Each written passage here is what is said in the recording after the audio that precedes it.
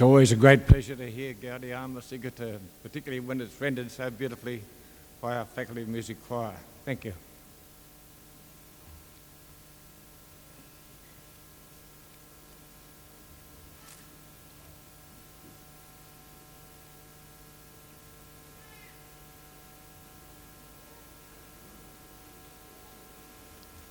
Vice-Chancellor, fellow council members and staff of the university, graduands, ladies and gentlemen.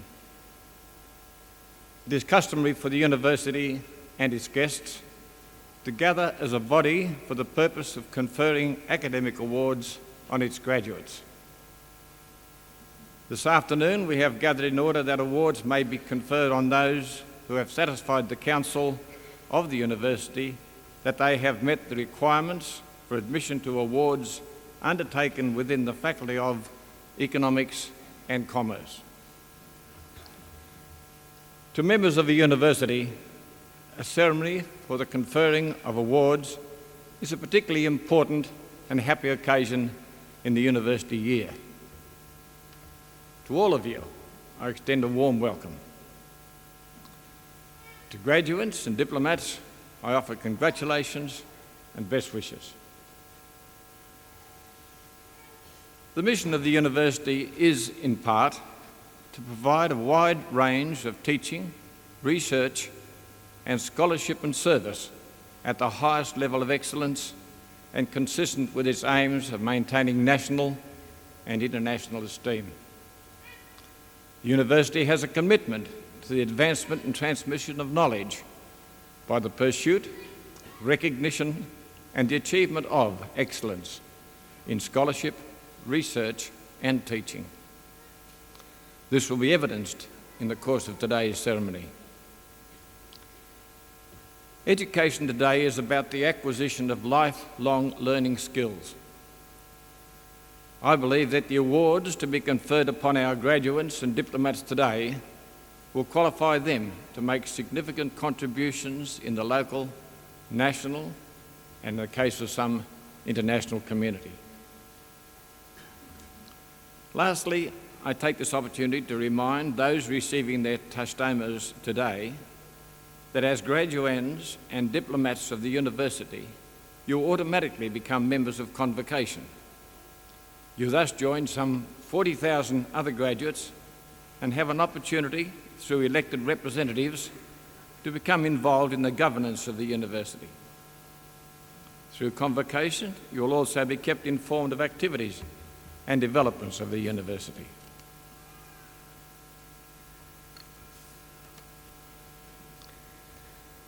By the authority conferred upon me by the Council, I will now formally confer academic awards. Will all candidates for admission to degrees and other awards please stand?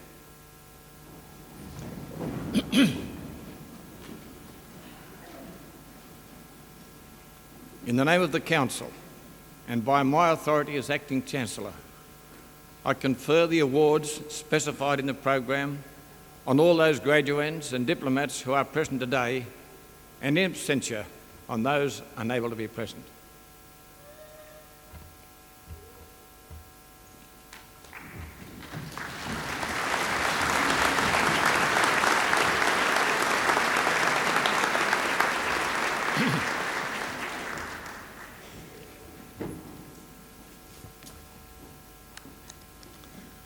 I now call on the Dean of the Faculty of Economics and Commerce to present graduates and graduate diplomats from that faculty.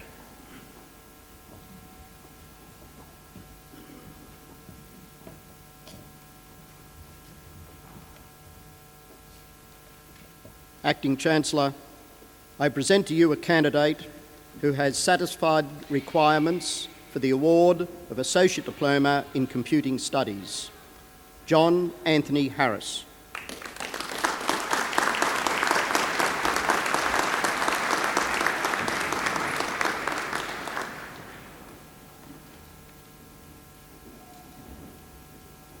Acting Chancellor, I present to you candidates who have satisfied requirements for the award of Diploma in Computing Studies, Sylvia Teresa Aggio.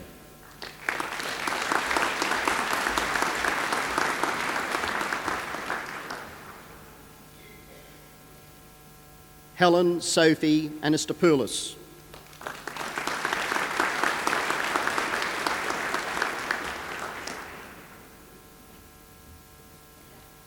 Darren Peter Callanan.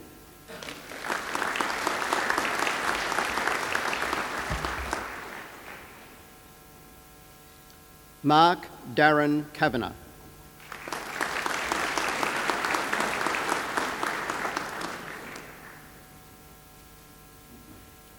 Brian Andrew Chambers.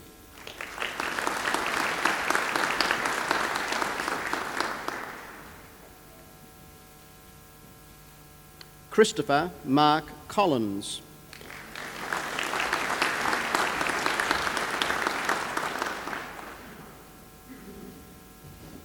Matthew James Johnstone.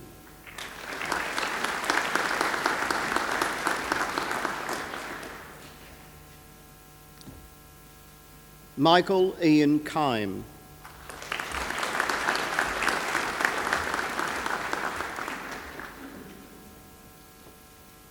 Peter John Laidlaw.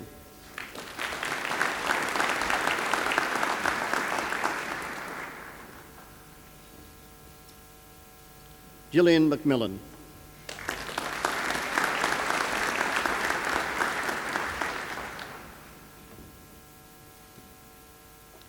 Craig Paul McNamara.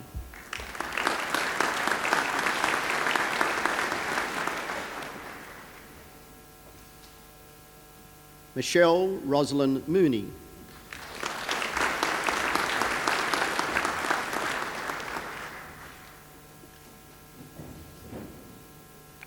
Sean Michael O'Sullivan.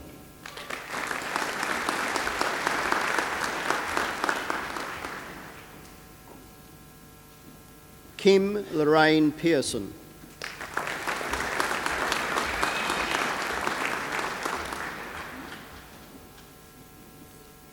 Acting Chancellor, I present to you graduates of the degree of Bachelor of Business. Francis Leah Aro.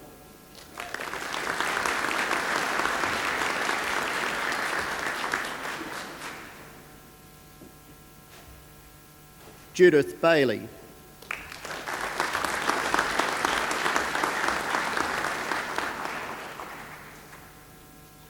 Virginia Page Black.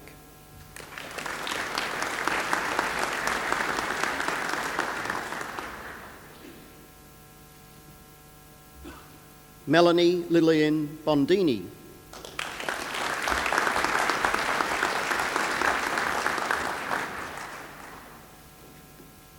Harry Bryant Brooks.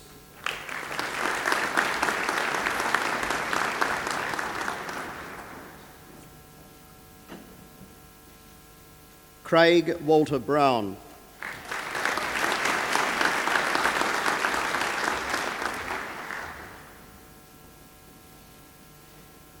Ginevra Hannah Louise Brown.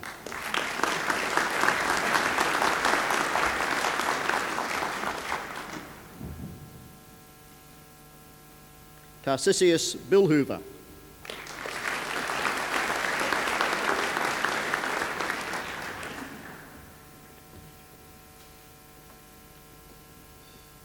Brett Anthony Chapman.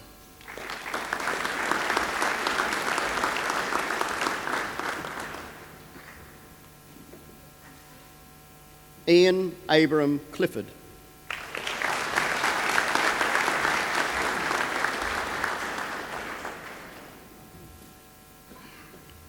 Luke Vincent Clifton.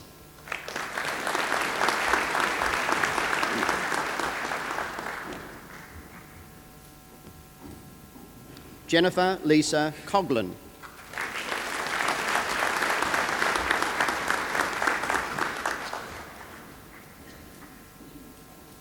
Sarah Ann Craig Leyland.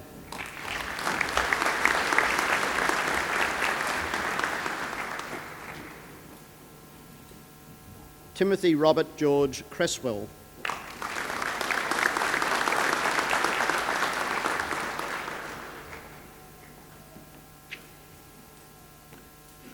Michael John Crossley.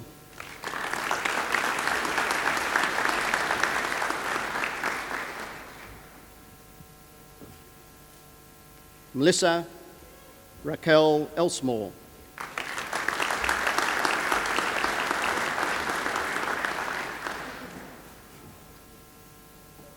Louise Margaret Fowler.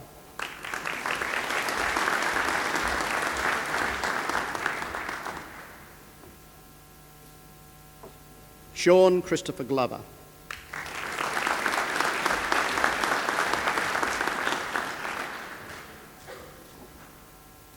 David Llewellyn Griffiths.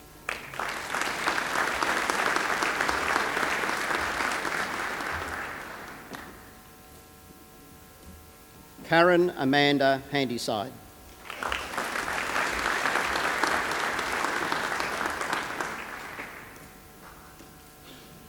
Philip Edward Henry.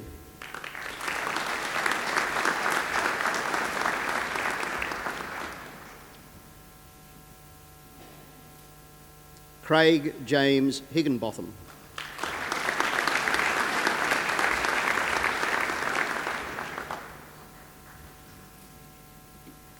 Leanne Marie Houston.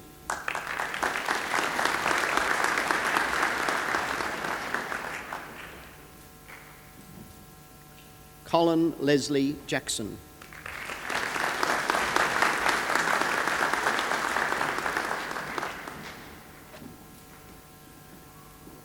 Felicity Jane Jennison.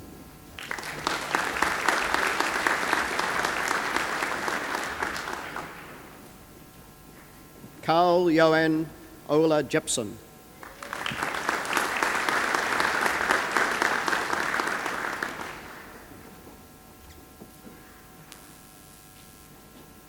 Christopher Paul Kirkcaldy.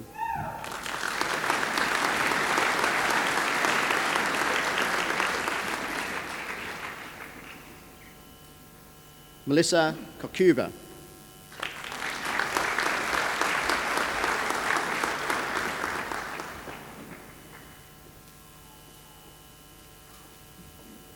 Jonathan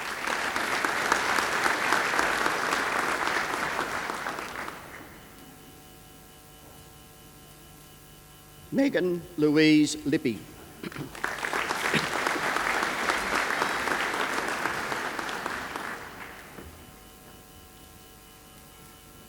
Samantha Jane Martin.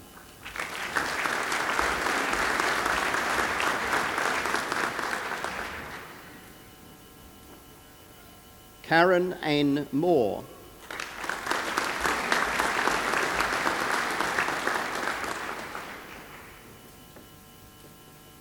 Jeremy Austin Mortlock.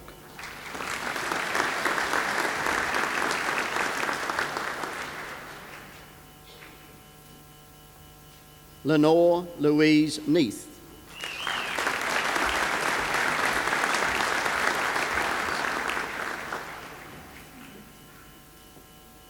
Christopher Hans Nilsson.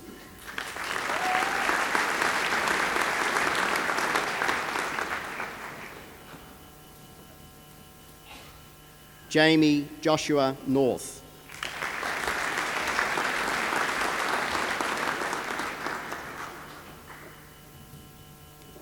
Andrew Brennan Plowright.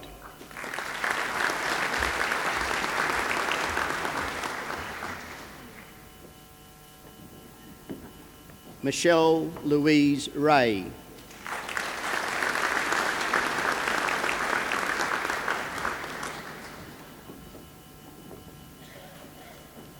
Gregory John Ryan.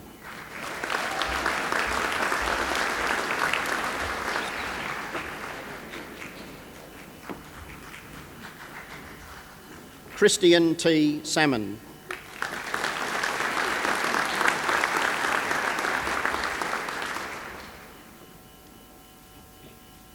Craig Andrew Schweitzer.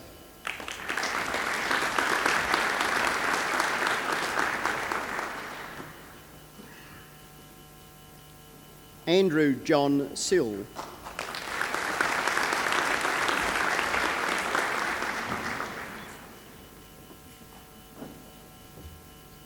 Mandy Jane Smart.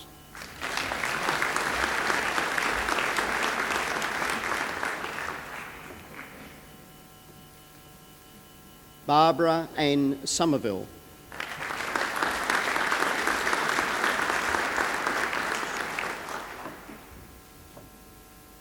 Paul John Stolk.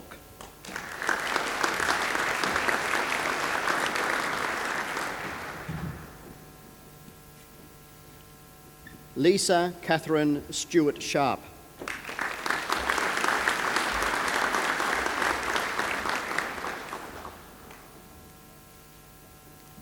Crystal Marie Taylor.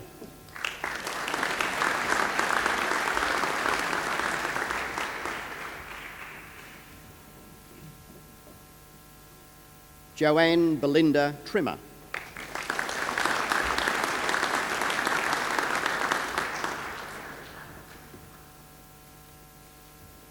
Sonia Leanne Walker.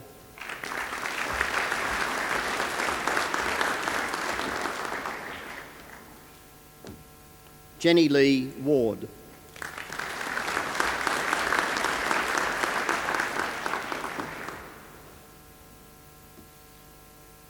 Damien Peter Barber.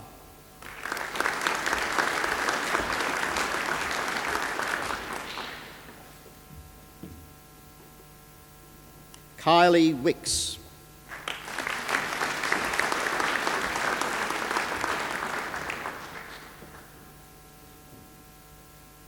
Olwen Rachel Williams.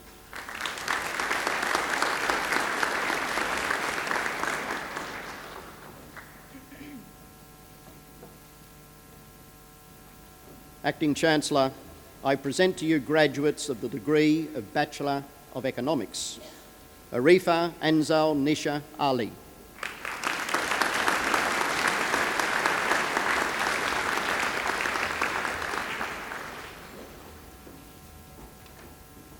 Yvette Moretta Avard.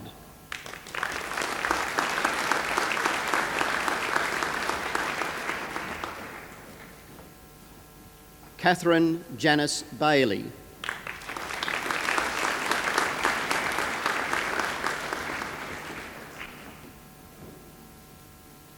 Nicola Jane Biggs.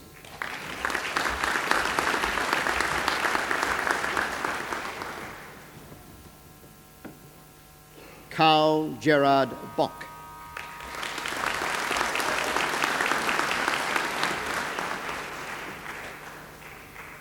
Raquel Stella Dominica Boff.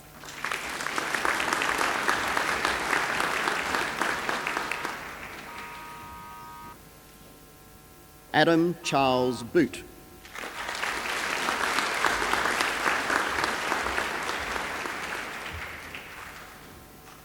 Gordon Michael Brock.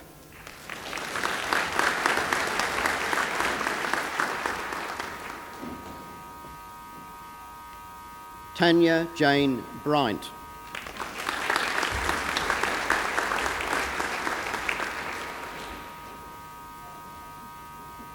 Melanie Ruth Cranfield.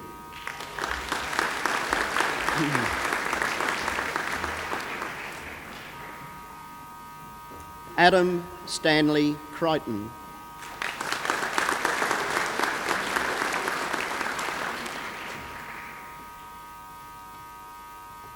Benjamin Goodwin.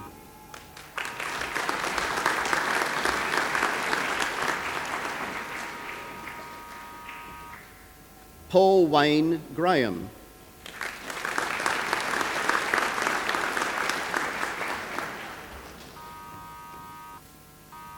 Amanda Jane Hall.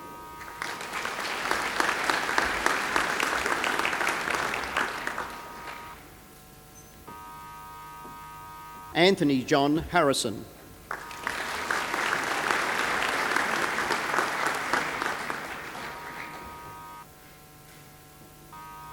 Joanne Margaret Hattam.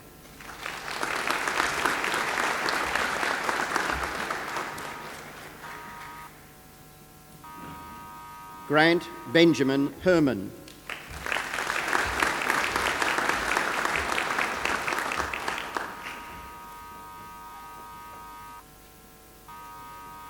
Jeffrey Philip Howard.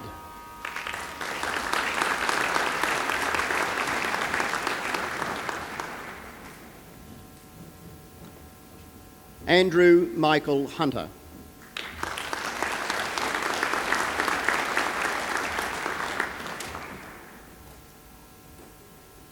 Helen Jean Hutchison.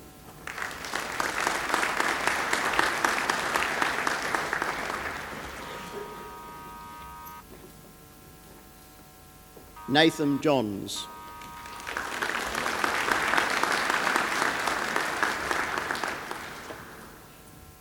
Steve Kitanovsky.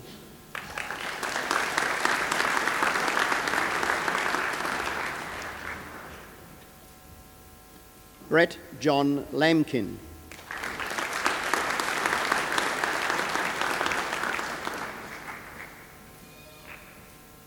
Helene Ricky Laura.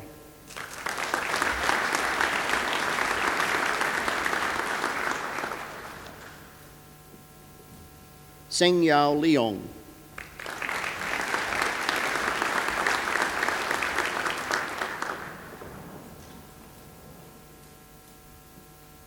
Adam Todd Maguire.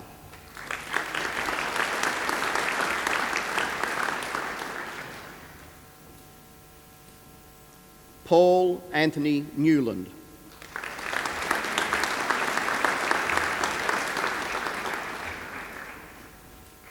Mark Andrew O'Sullivan.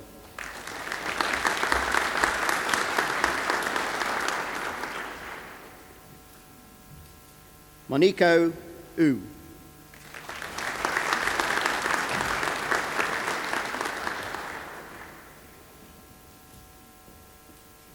Donna Louise Pierce.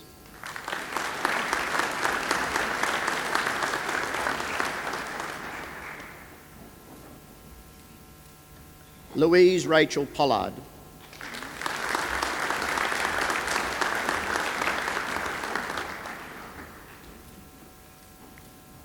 Damon John Rodd.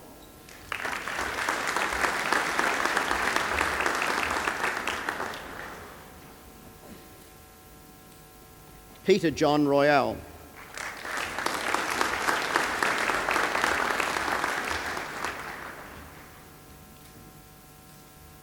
Gregory John Sorka.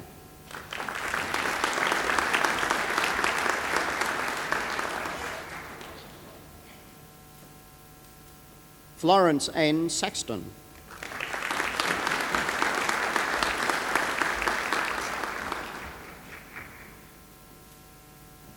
Saket Shukla.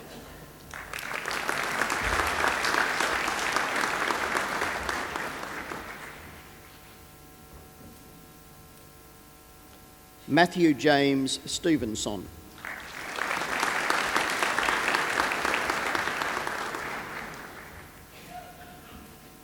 Sveto Stevens.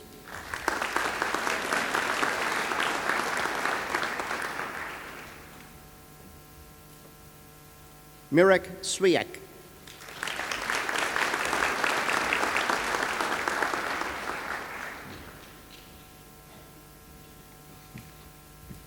Brett Allen Taggart.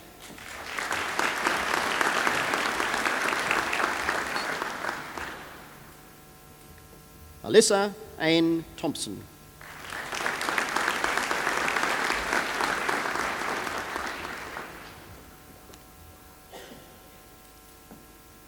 Michael James Timbrell.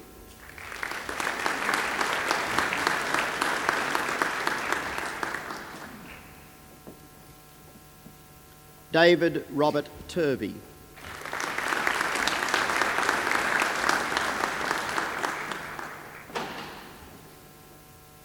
Matthew Elliott Wagner.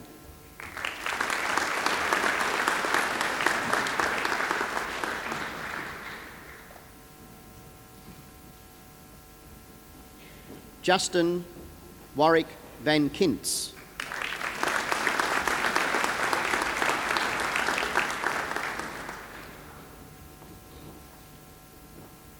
Linda Ann Wilson.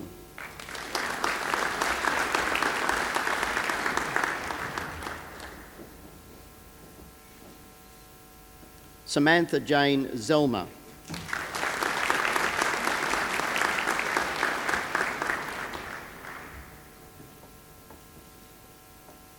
And with honours Class 2 Division 1, Adam Joseph Stokes.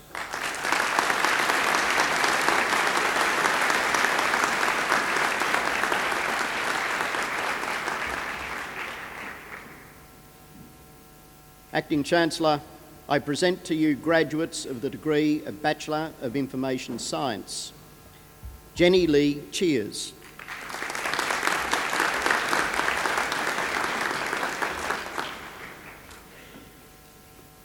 Trianne Kostovosky.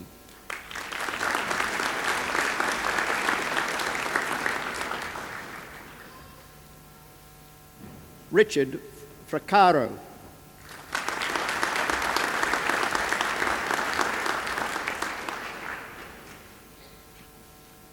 Simone Beryl-Hall.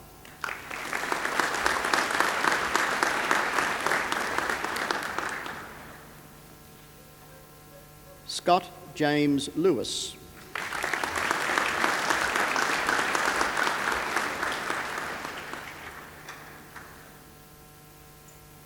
Paula Manning.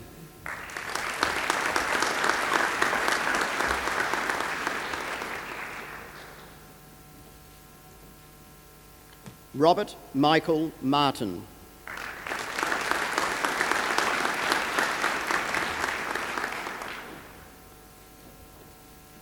Karen Mari Sito.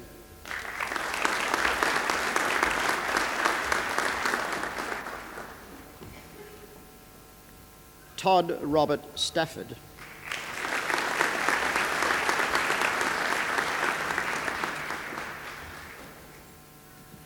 Christopher William Sternbeck.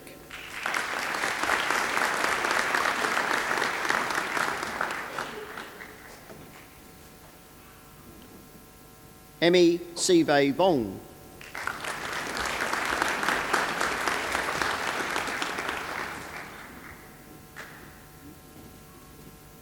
Paul James Watkins.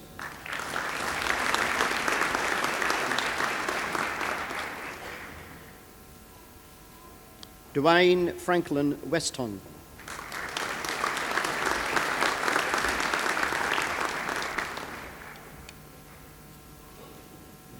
Acting Chancellor, I present to you graduates of the degree of Bachelor of Law and Administration.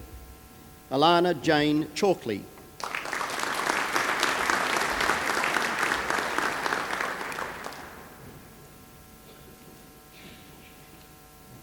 Anne Elizabeth Eggington.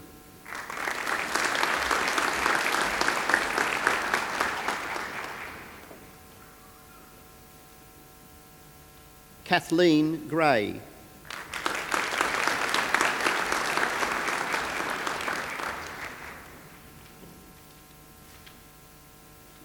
Anna Louise Houghton.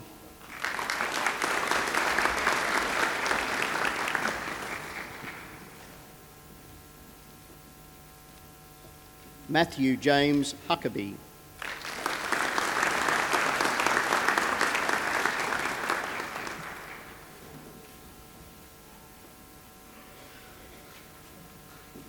Melissa Jane MacDonald.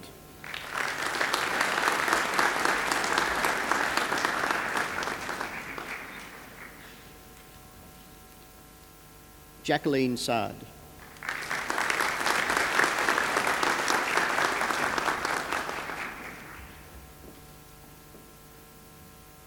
Acting Chancellor, I present to you graduates of the degree of Bachelor of Economics with honours, Class 2 Division 1, Eliza Jane DeSanti.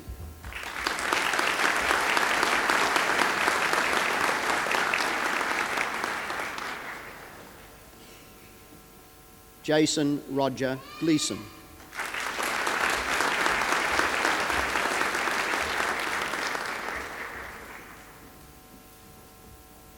Acting Chancellor, I present to you a candidate who has satisfied requirements for the award of Graduate Diploma in Industrial Relations, Patricia Duggan.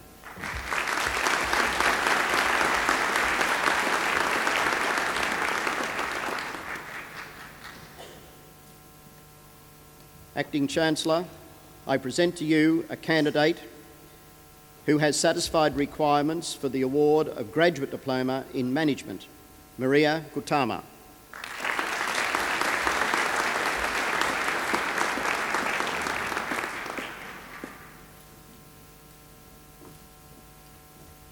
Acting Chancellor, I present to you candidates who have satisfied requirements for the award of Graduate Diploma in Taxation Studies. Kenneth Ross Beveridge.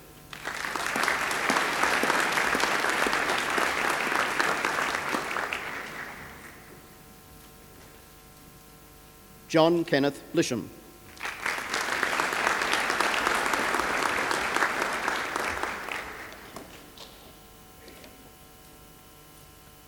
Anthony James Frost.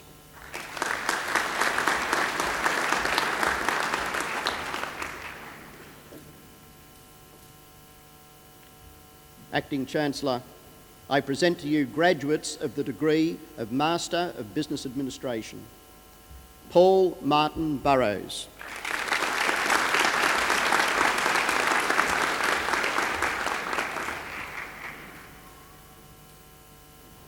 Paul John Cannon.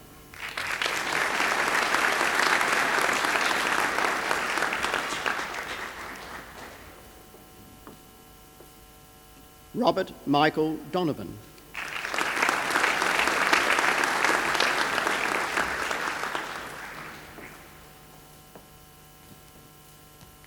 Denise Hogart.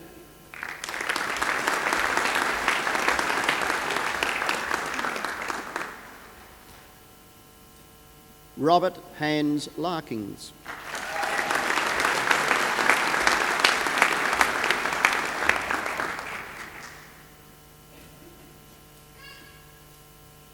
Jam Jun Lee.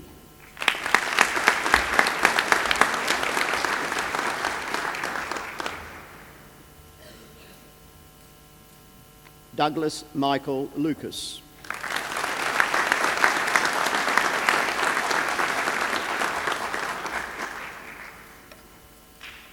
And with merit, Valerie Jane Drinkwater.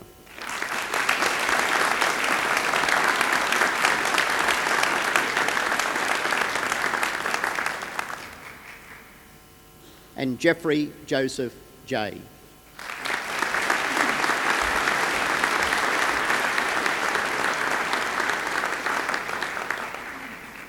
That concludes the presentation of the coursework graduates at the Faculty of Economics and Commerce.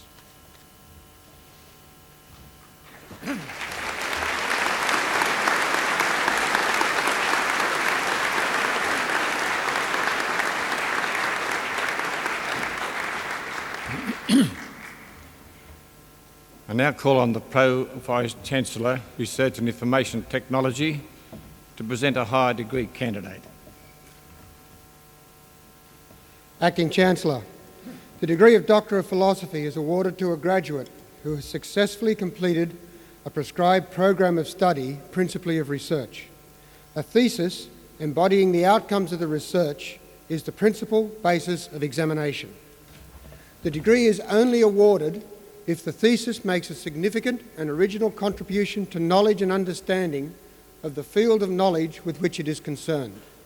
Today, the University is proud to honour one Doctor of Philosophy graduate who has satisfied these vigorous criteria for the award of the degree. Acting Chancellor, I present to you Jerry Kouvasanos, Bachelor of Commerce, Master of Commerce and Diploma in Education, all from the University of New South Wales.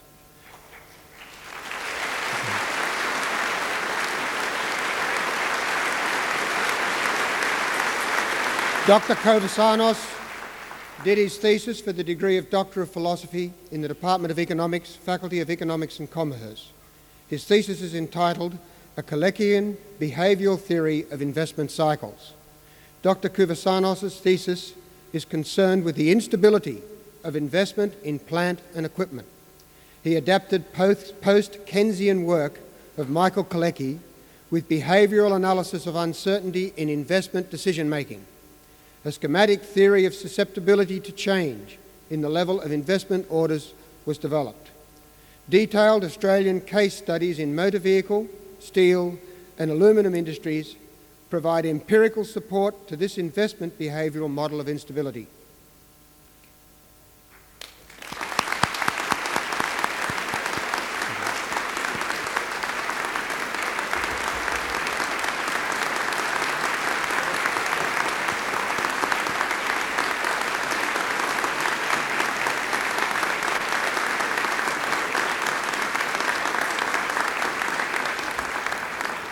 Acting Chancellor, that concludes the presentation of the Doctor of Philosophy graduate.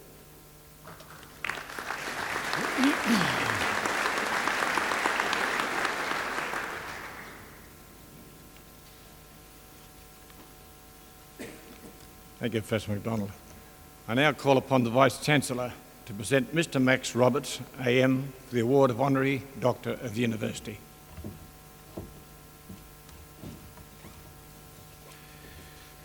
Ladies and gentlemen, this citation was prepared with the particular assistance of former Senator John Button. Acting Chancellor, Max John Roberts is a very distinguished Australian industrialist. Max Roberts was born in Adelaide, where he received his schooling. Soon after completing his secondary education, he joined the RAAF and served as a pilot during World War II.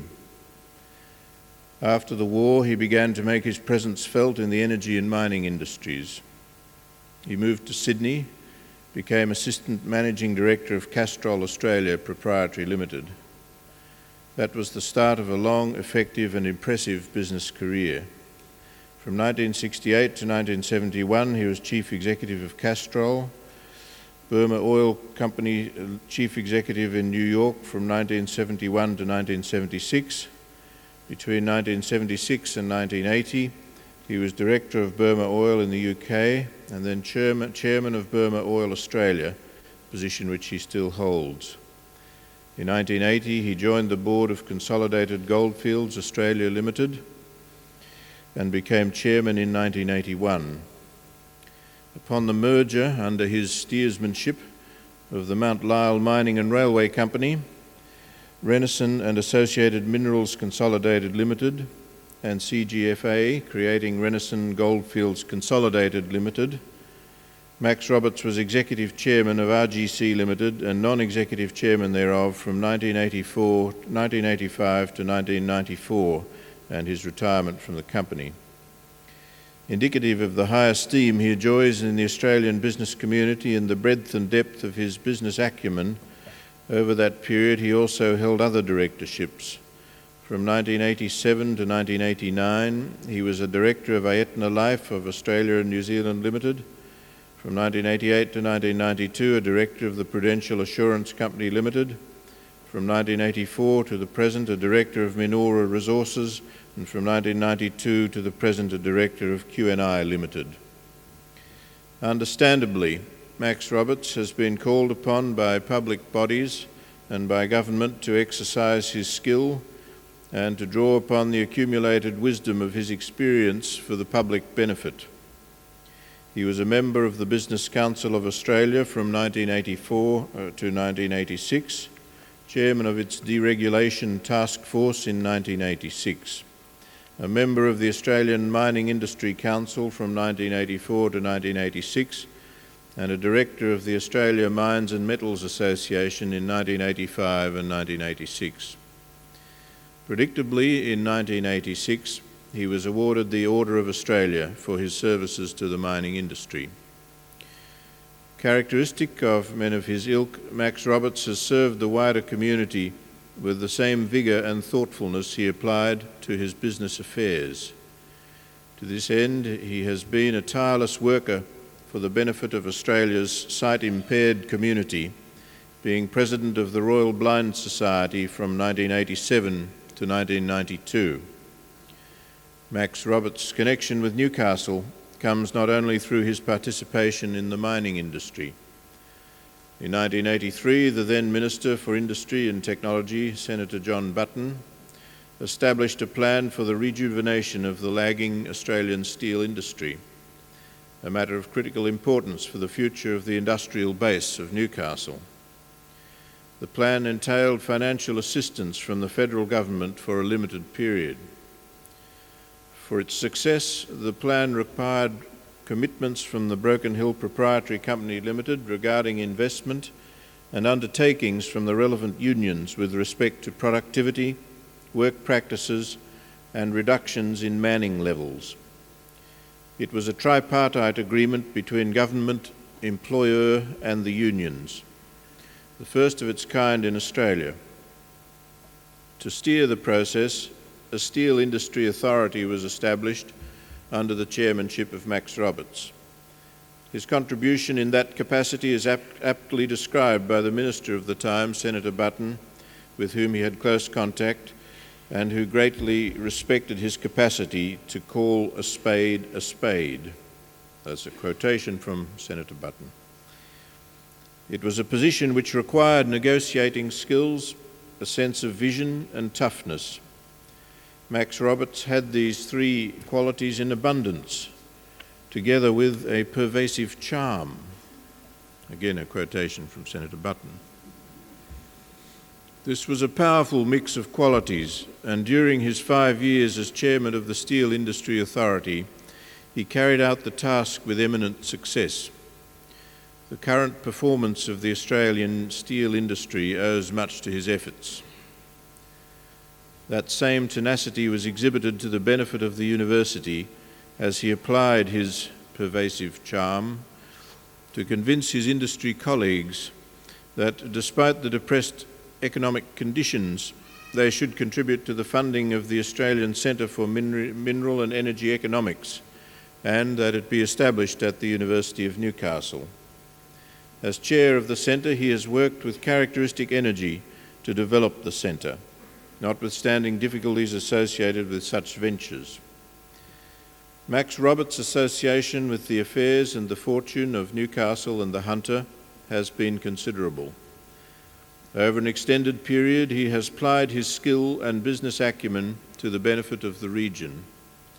He has been unstinting with sharing his talents in the commerce of Australia and been a mover and shaker of industry with considerably more than Adam Smith's inconspicuous invisible hand. Few Australian industrialists, past or present, can lay claim to such a record of achievement. Acting Chancellor, it is with great pleasure that I present to you Max John Roberts, Member of the Order of Australia in the General Division, for admission to the honorary degree of Doctor of the University.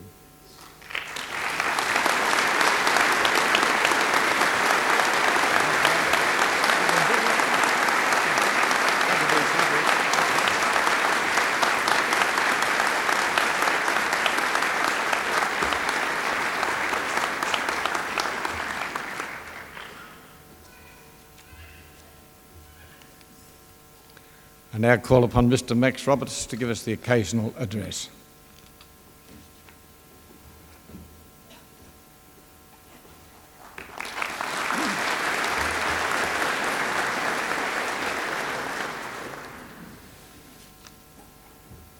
Acting Chancellor, Vice-Chancellor, distinguished guests, and fellow graduates.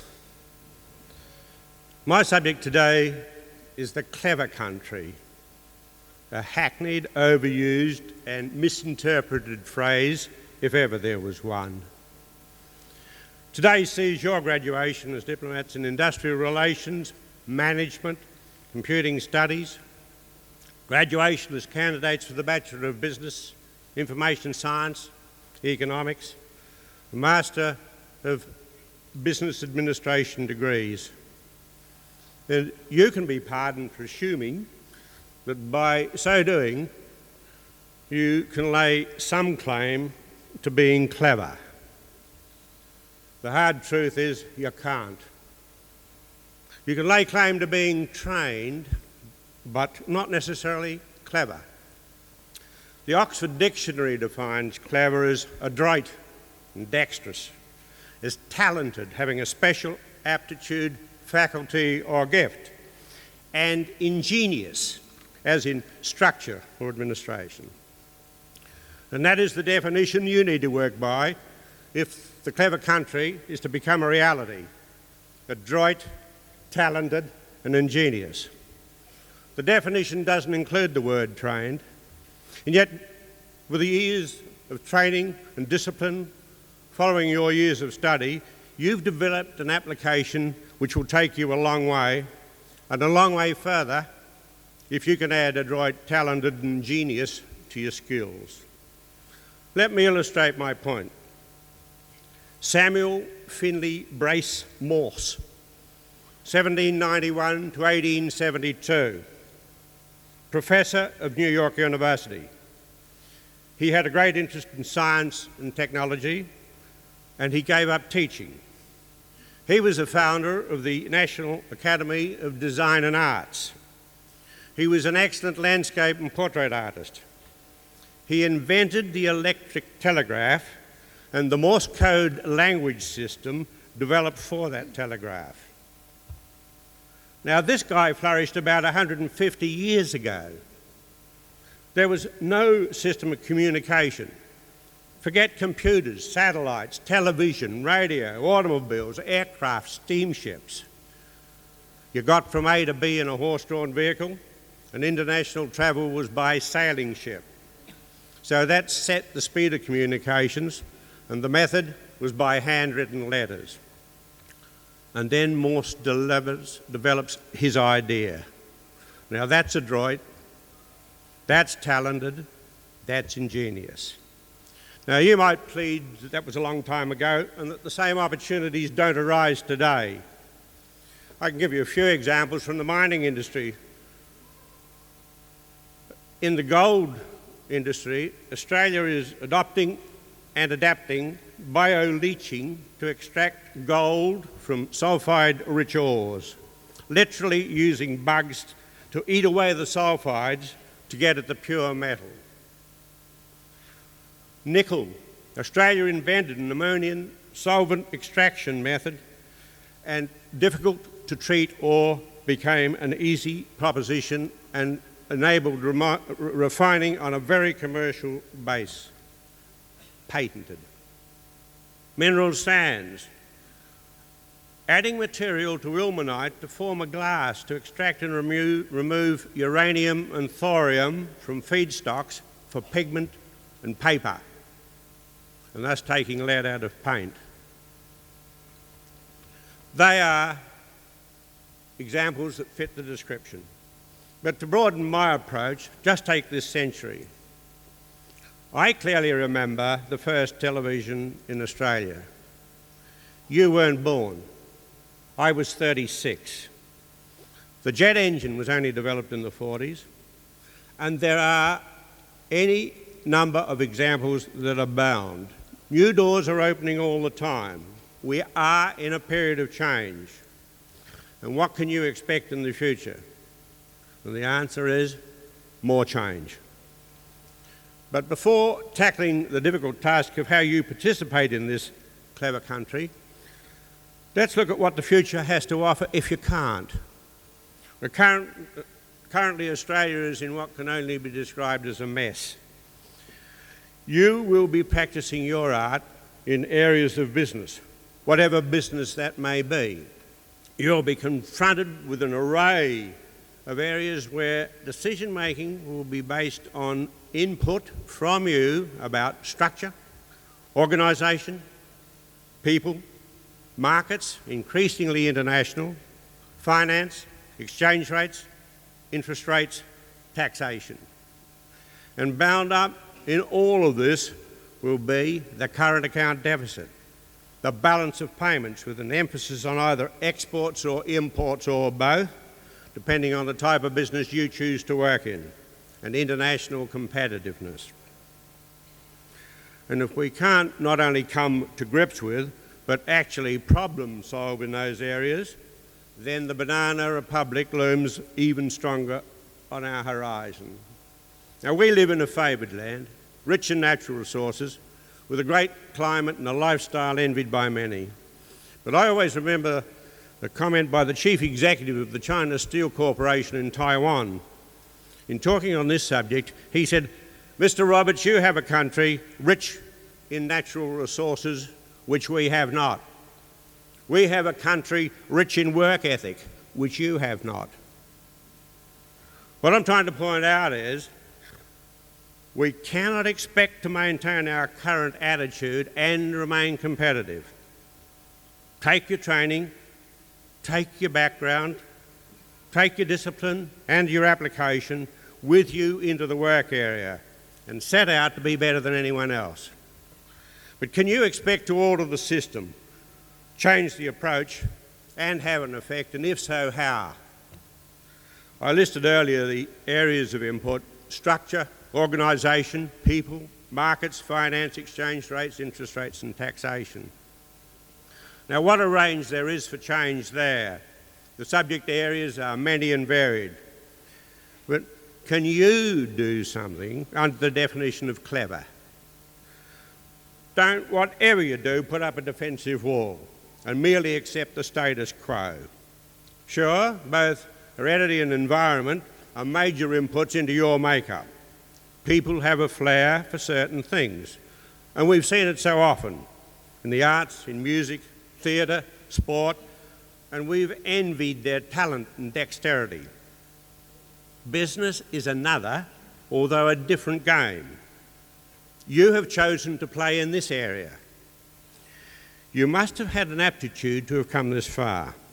So where do you go now?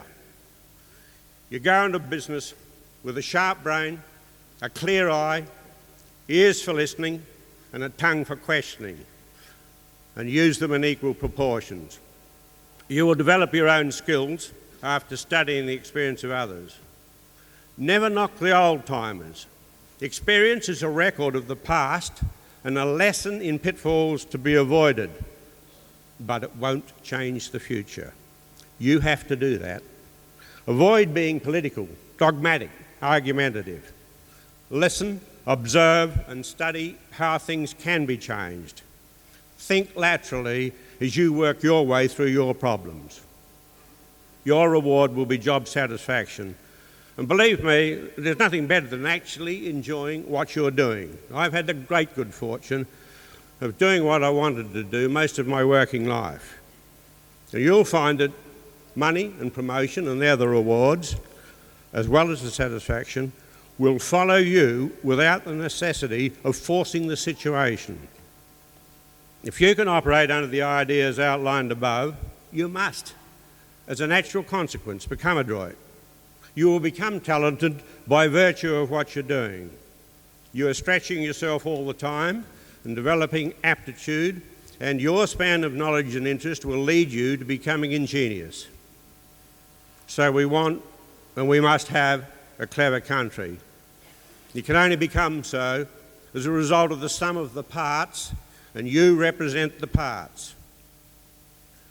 The solution lies with you individually and collectively. Don't throw the chance away. It's up to you.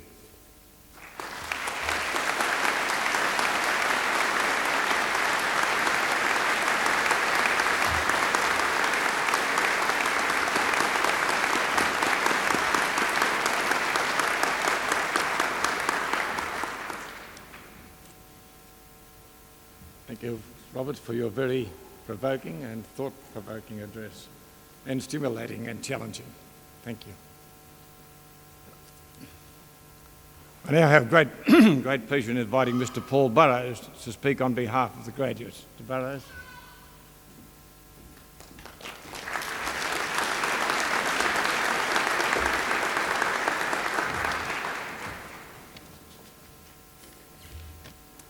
Acting Chancellor, Vice-Chancellor, distinguished guests, faculty, fellow graduates, family and friends. 13 years ago, standing on the stage of the Narrabri School Hall, oozing with the confidence that comes with knowing everything about everything, I announced to the gathered assembly that my year was finished learning and ready to begin doing. A short while later, some doubts emerged. HSC Maths was revised in the first 3/4 of an hour of Maths 1, and it occurred to me that my knowledge had serious limitations. After 12 years of part-time study, it's back to the stage. This time realising that to stop learning today would mean that I would know an even smaller fraction tomorrow. And in relative terms, I know virtually nothing about almost everything now. The media of... Staff agree. The media, of course, regularly publish the comments of some prominent person who expresses the view that universities have been turning out batches of graduates who know nothing about anything for years. As Dr. Roberts has pointed out, we have much to do and something to prove. What do tertiary graduates offer society in return for our education, which, despite the imposition of HECS, is substantially subsidised?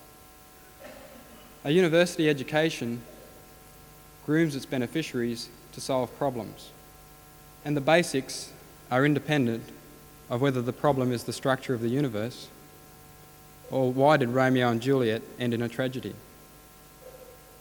We learn to examine objectively, to analyse, and to pool our own limited capabilities with those of our colleagues in discussion. More significantly, we are trained to call on the knowledge of colleagues we may never meet and colleagues we can never meet through literature. The joy of being a problem solver, as opposed to a mountaineer, is that it's unlikely that all the challenging problems will ever be conquered. Cures for cancer and AIDS are still required. The hole in the ozone layer is still there, we're told. Complex new problems, such as the ethics of genetic engineering, arise regularly. I know what some of you are thinking. This is an economics and commerce graduation, and he's talking about the ozone layer. But someone will have to do a cost benefit and work out how to finance solutions to any of these problems. More relevant, but less romantic perhaps, the current account deficit, the Aussie dollar, and the unemployment level could all use help. If a graduate is successful in solving problems in the business arena, the rewards can be great. However, so are the demands. The 50, 60 or more hour week is commonplace. Family breakups and ill health are ever-present hazards. It's important for ourselves that over the next 30, or in most cases 40, years of our careers, that we embrace success as a pursuit with more facets than an impressive title and a BMW. As a part-time student, the opportunity to make lifelong friendships with fellow students has seldom arisen. Typically, other students have passed by or through, and in some cases dropped out. I can't then speak from experience about the particular fellowship that most of you will feel for someone that's now sitting 2 rows in front and 5 to the left. But the value of that friendship, so developed, is great, and it should be acknowledged as part of any graduation address. If there's a good reason to put a student on stage at a graduation ceremony, it's to thank the staff of the university, our family and friends, for the parts they have played in the attainment of our awards. The commitment required to achieve an award will require the sacrifice of something else. All graduates will owe a debt of gratitude to family and friends who have supported us during this period of study. Lecturers and tutors, the staff of the library and the RMR, the admin staff and the staff of the union have all played indispensable roles in our success. Every student will feel particular gratitude toward particular staff members. Why not take the opportunity today to thank them personally? The most respected staff will be among the many who took an extraordinary interest in how much was absorbed by students. The lecturers who prepared stimulating presentations and then made themselves available for consultations virtually up to the examination hall steps. The tutors who gave out home phone numbers, particularly those who gave out their own. The librarian who assisted even the most remedial library user, who may or may not have looked very similar to myself. On behalf of all graduating students, I would like to thank the staff of the university, our families and friends who have assisted us in the achievement of our awards. Please join me in acclamation as an expression of our gratitude.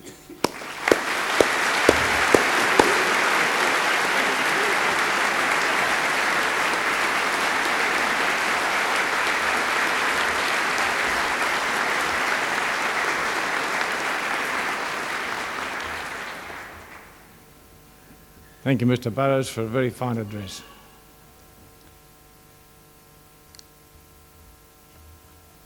This brings us to the end of this ceremony. Before doing so, I would like to thank the members of the staff who have acted so well to make this ceremony run so smoothly. And perhaps you'd like to join with me.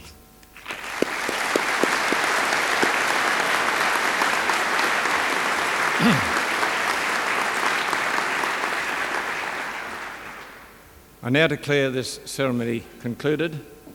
May I invite all present to join us for refreshments, which will be served in and provided by the University Union. Thank you.